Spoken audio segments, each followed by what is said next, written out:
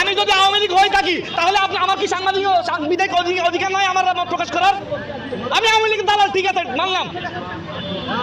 শেখ হাসিনা কি দেশের জন্য কিছু করে নাই? বঙ্গবন্ধু দেশের স্বাধীনতা নেতৃত্ব দেয় নাই? আজকে বঙ্গবন্ধু নিয়ে এত বাজে বাজে কথা বলছে। আমি দালাল বললে মেরে ফেলেন, বললে কথা বলে মারবো। আমি কোনো দল করি না, কিন্তু আমি বঙ্গবন্ধুকে ভালোবাসি।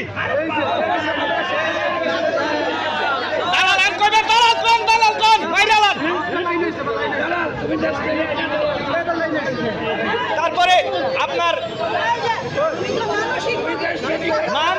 ঠিক আছে, মেরে ফেলাক আমাকে, এতক্ষণ ধরে আমাকে হ্যাসেল করতেছে।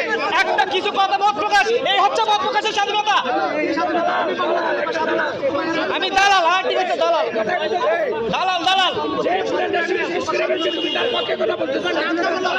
কে দেশ শেষ করতে?